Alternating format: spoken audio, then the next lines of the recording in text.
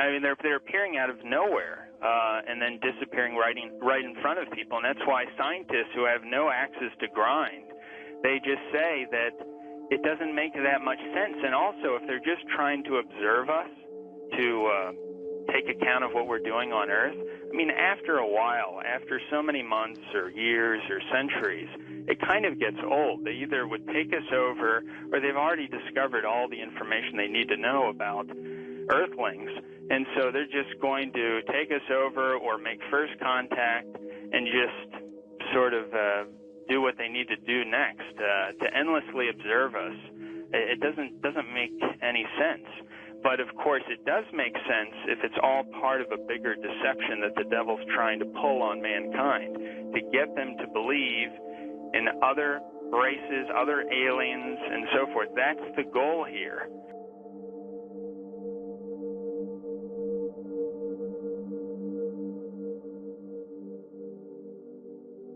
But we hear from 2 Thessalonians that the fallen one, Satan, Lucifer, comes with all signs and lying wonders.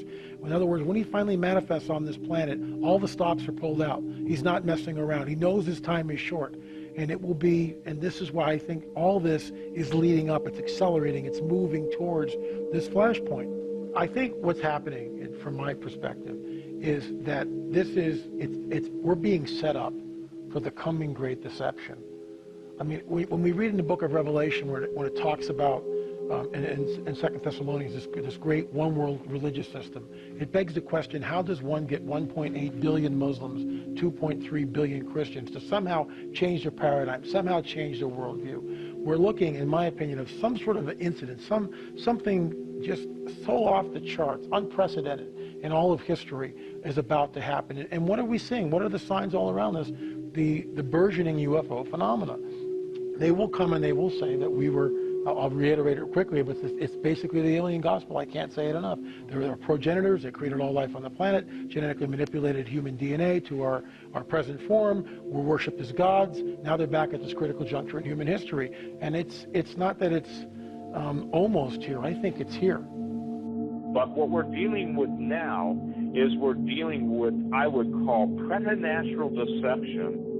In which you once walked according to the course of this world, according to the prince of the power of the air, the spirit who now works in the sons of disobedience. That literally will shake the world and will shake the foundations of traditional religious belief unless we're grounded in the Scripture and understand what it is we're dealing with.